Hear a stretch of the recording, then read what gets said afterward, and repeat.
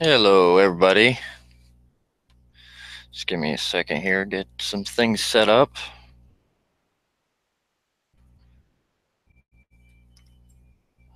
Do, do, do.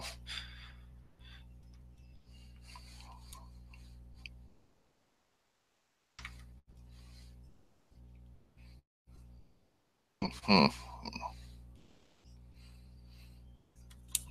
All right. How's everybody doing? I don't know what it's like all over the country, but it's really hot here in Western Washington today, so I could get used to that.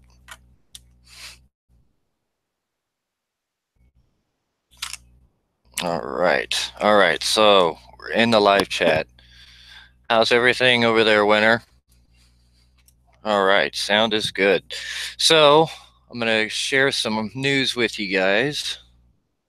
Go ahead and share my screen here.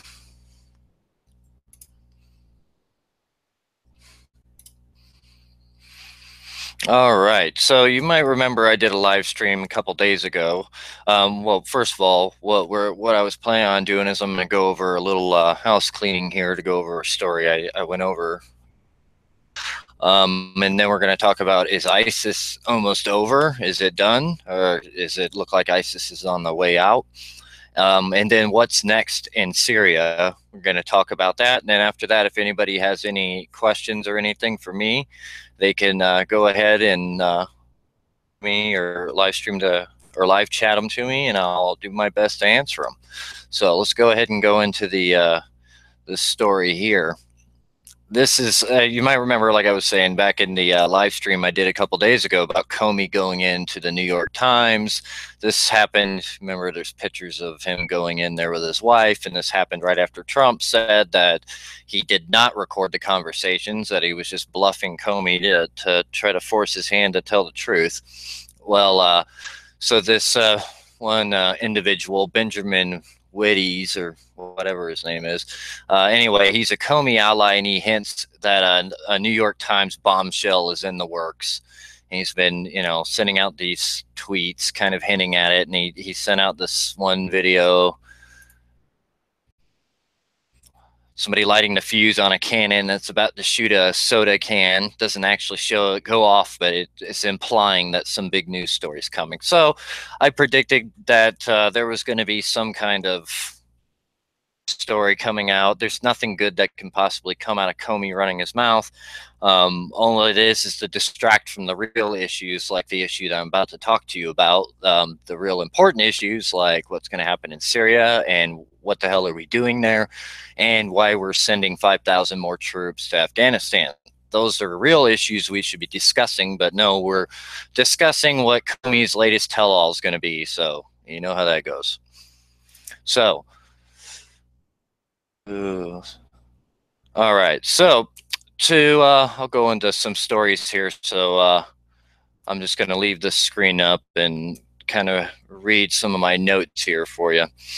So to answer a question, is ISIS the original group, ISIS, the one that took over and shot up a bunch of people in Iraq and is, worn a swath of blood all the way through Iraq and Syria? Are they on their way out? Yes, the ISIS OGs, if you want to call it, I can't think of much of a better name for them, but the original OGs that have been on the battlefield for years, they're all going to die there more than likely, and they're going to die at a last stand at a place called Deir ez-Zor. So they're probably on their way out. They're going to become the shaheeds they want to be, or the wannabe. And effectively, ISIS will not control any territory anymore, except for in spots like here, like this leaked police report, where there's Muslim controlled no go zones in Sweden, plagued with violence, sexual assaults, and gun crimes. So, aside from these, ISIS will not hold any territory. So, that's good news. That doesn't mean that a bunch of that there's going to be a lot of there's not going to be a bunch of you got to consider in Europe where they've taken in massive numbers of refugees, and surely a large number of them have probably have sympathies to ISIS. That's what all the polling shows, that a lot of them are either ISIS agents or have sympathy for ISIS, that ideology is not going to die just because ISIS falls. As a matter of fact, it could become more extreme. And not only that, there's going to be a lot of sympathetic terror, terror people that worked with ISIS that, to go back into the underground. And there'll always be some level of insurgency there. But as far as the original OGs of the Islamic State, they are on their way out. And I feel very comfortable in saying that that's what's going to happen for them. Incidentally, I'm going to show you here something I came across. All right. So on the Los Angeles Times, it says the number of refugees admitted to the U.S. drops by almost half. The number of refugees admitted to the United States was cut by nearly half in the first 3 months of the Trump administration compared with the final 3 months of the Obama administration, reflecting the new president's skepticism towards immigration. Government statistics released Friday show that more than 25,000 refugees were permitted to enter and reside in the United States at the end of the Obama administration. In the initial months under President Trump, the number fell to 13,000. So despite all the flack about the travel ban and whatnot, it looks like Trump is having an effect on there. And he is obviously keeping them out. So keeping out a lot of the this wave of Syrian refugees that you can see that are possibly a lot of ISIS sleeper cells within them. So primarily, I think a lot of this asymmetric warfare, terrorism you're going to see going off from these diehard ISIS supporters is probably going to be located mainly in Europe, especially in Germany and in England, unfortunately. So probably going to see more of what we've been seeing there. So what's next in Syria? Well, Trump relied on the Kurds a lot. He armed them in the area to help defeat ISIS in that area. So that's an aspect of this whole mess we're going to have to watch. Turkey's actually attacked them. I mean, the hatred. I was stationed in Turkey for quite a while and got to know the Turks pretty well. And I also knew a lot of Kurds there. And I really liked the Kurds. I thought they were really great people, and I got along with them really well, but get along very well. And unfortunately, now it's going to, both sides are heavily armed, and there's also the different terrorist groups in that area that are Kurdish dominated, and that could turn out to be something bad. Let me go ahead and get my camera going. Right. So that's going to be interesting to see how this all plays out. You can remember Trump said during the during the run up for president when he was a candidate that he was going to rely on the Kurds and arm the Kurds, and well, he's fulfilled that promise, and he really did. Right now, the U.S. is training the so-called Syrian Democratic Forces, or SDF, to retain the strategic border crossing area of Al Tanif. If the Syrian government got control of this area known as Al Tanif, they would effectively be able to join Syria with Iran. The government would love that because Iran's one of their only buddies right now. Incidentally, that shoot down of an Iranian drone that occurred not too long ago actually happened in that area. So obviously the U.S. is trying to send a sign that, no, you're not coming in this area. So this area of Al Tanif is probably going to end up being a flashpoint. And once again, I have to remind you that we weren't invited into this country. The Russians were, but we're taking over parts of Syria and, keeping Iran out, which, but this is becoming a very hard to explain diplomatically. Essentially, we weren't invited there, but now we're effectively controlling areas and telling countries that were invited there not to come in. I mean, this is getting really, really messy, unfortunately. So we'll have to see how that develops.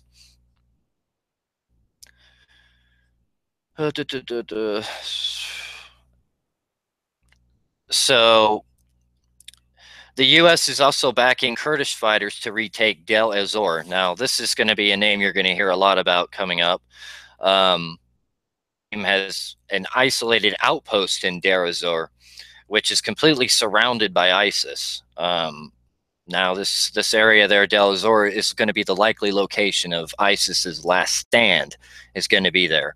The Iranian-backed militiamen are amassing around a U.S. training base, Al Tanif area. The Iranian-backed militiamen are amassing around that area, around that base, a U.S. Training base. It looks like Iran may want to just surround Al Tanif and cut it off from the rest of Syria. This would render the base useless for U.S. purposes. Deir ez-Zor could be the next flashpoint. I really think it's either going to be Al Tanif or that, but kick off first. But both these areas are going to be problems. Deir ez-Zor could be the next flashpoint, though. Iran recently fired ballistic missiles into this area. That's obviously a message to Trump from the Iranian mullahs or the Iranian government to say, stay out of this area. There's a lot of this indirect proxy war stuff going on. A lot of direct conflict. It's, you know, the Cold War, but in a much different way. The use of proxies with superpowers is not a new idea, but adding some Islamic fundamentalism in there, that's definitely new. Deir ez-Zor is actually also being bombed right now very heavily by the Russians, so that shows that the Russian military is thinking that's where the final battle is going to be. And again, just to sum up on point, the biggest difference between the Russian and U.S. positions right now in Syria is Russia was invited by the government that's in charge of Syria. The U.S. wasn't. I don't know how we can, you know, justify that. I mean, you can go back really far and say who destabilized who, but I mean, a lot of this stems from the U.S. invasion of Iraq, and there's really no way to avoid that. That's just reality. Another problem, and this is, you know, you've heard John McCain say all these, he wants to arm these groups and arm that group and drop weapons, and you know that famous story came out about Obama dropping 50 tons of weapons and it went to all the crazies. So I am not a fan of dumping weapons or training to just anybody. I mean, we don't really know who these folks are, and now we've aligned ourselves with some questionable militias on the ground. And we have no authorization from Congress to be in Syria, meaning the U.S. government, U.S. military has no authorization to be in there. I didn't look the news story up, but I remember a news story came out perhaps a month or so ago about the Trump White House is ordered a ban on any information about troop numbers in Syria. You know, these are worrisome things to me, that we could really get into a serious tangle in that area. And as for where we're going with this, I don't know. I think there's a possibility that all this could be just kind of out zones of zones of influence when hostilities finally end. But I don't know. I really don't know. I think if I was the one running the show, I think I would be content to assist in whatever to ensure that no ISIS people from Deir ez-Zor were able to escape, because they have to be wiped out once and for all. They cannot be allowed to escape anywhere else. That's what happened with the beginnings of ISIS. That was part of the Al-Qaeda in Iraq that we didn't wipe out in the western deserts became the nucleus for the terror group of ISIS. And there's a likelihood that could happen again if we don't wipe them out once and for all. So that needs to be what our this moment. We shouldn't be interested in occupying territory over there any more than necessary. And we certainly shouldn't be planning to be there for long term. As far as regime change, I really don't think that's a good idea. Really, the only secular leader out there, there's nobody else really on the wings. Let the Syrian people decide what they want to do. If they want a new leader, they can, whatever, they're going to have to find their own way. But it's not going to be able to impose any kind of, anything on them. It's just not going to work. So not without dragging us into a quagmire like we've seen 1,000 times before. So I'm not in favor of that. but there's a good chance we're going to try to stay in that area. I just simply don't know. Because the U.S. government really hasn't said. And, there's a good possibility the Trump administration itself doesn't know where it's going out there. Events change their day, so, there's a possibility that formulating their plans. By the way, if any of you got any questions, please let me know. Go ahead and send them through the live chat.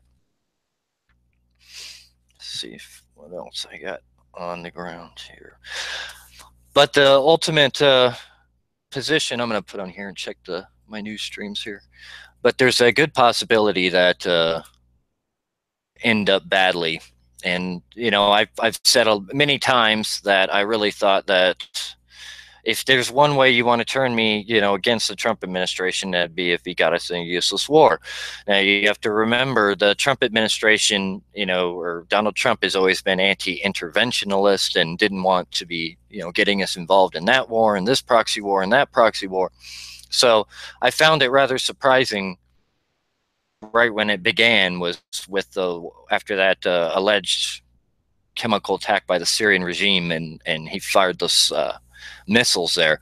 When that first happened, my first thought was, were there Russians there? Because you can imagine how we would respond if the Russians killed a bunch of our soldiers. Turned out the Russians were warned, so thankfully for that, that made me feel a little better. But still, I don't like the idea of us getting involved in that way. I can understand the logic of wiping out ISIS, which is kind of our mess, and helping clean that up. But aside from that, nation building and all that, yeah, no thanks. Share this report that it came over you, and I really have no faith in the UN. I worked with them a lot in the military, and I don't have a favorable view of them. There are, don't get me wrong, I did meet some good people that worked in the UN. They're not all scumbags, but in large part, they're mainly led by scumbags. But still, some of their reports can be trusted. This one, UN report reveals nations producing most refugees for targets of U.S. intervention. And so when you look down there, refugees came from Syria, 12 million, Afghanistan, 4.7 million, and Iraq, 4.2 million. So obviously, Iraq and Afghanistan were the results of direct U.S. military interventions or invasions.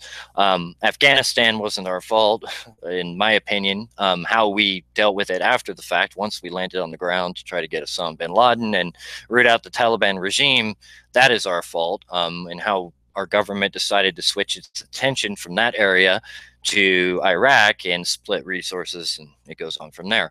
So the way we reacted in there certainly didn't help matters. Now, Iraq was completely avoidable and not necessary. So we, and hence by Syria eventually. So while we didn't directly invade Syria to cause these refugees, our actions in Iraq did create that. So this just is more evidence that I could see that American interventions do not work and should not be taken on lightly. Anything on there? Have my daughter helping me, so sorry if you hear me asking her questions there. All right. So, I do have something I want to talk to my viewers or my followers about. Still new with this whole live streaming thing, so I'm sorry. I'm still kind of stumbling through it here. So if no questions or anything, I'll just end on a couple of things here. I'm working on a really good documentary. I want it to be really long and very inclusive, and I'm doing a lot of editing. It takes a lot of time though, because I'm the only one working on it. And it's called The Rise and Fall of ISIS, and it's going to bring in, all the story and kind of tell the whole story, since now it looks like the ISIS group is about done, at least the one that ISIS group. I hate calling it ISIS OGs, but I don't know what else to call it. So the original ISIS group is on its way out. So I think it's safe for us to do a documentary writing their epitaph and also documenting area came along. So we're going to go ahead and do that. Also, I wanted to thank, I had a donation come in from one of my followers, and I want to thank you so much for that. I don't make any money off my YouTube channel because everything's demonetized because I'm Terran or I don't, whatever. They demonetize me for something. I'm more interested in getting the information out than I am making money on these things. But yet it's not easy for me to do this and then work full time, you know, support my family. So any donations always help. And I really want to appreciate my follower for that. And you know who you are. And I really appreciate it. Thank you. Got a question here from Kimlin Gowan. Where our #1 chance of war coming from?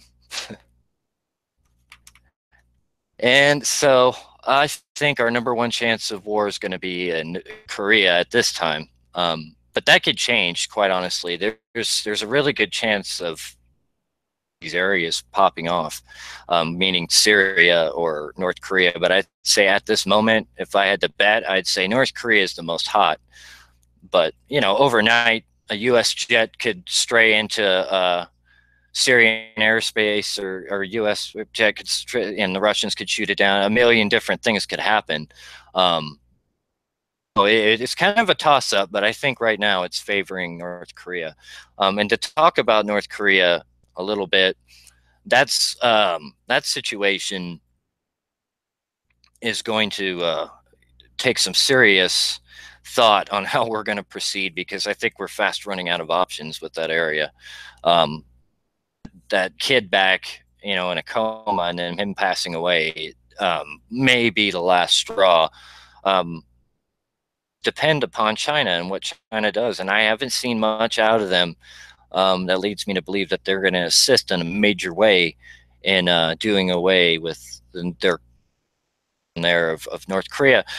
And you know, to be fair to the Chinese, I do think that they can only exercise so much control over them, but that doesn't negate the fact that the reason North Korea is in the position they are in is because of China. China's been the one supporting them. China's been the one giving them the weapons technology and everything else. The only trading partner they have is China. So if China really put its foot down, either be forced to attack and try to take the peninsula in one fell swoop, or try some other desperate action, or it would have to denuclearize or follow whatever China says.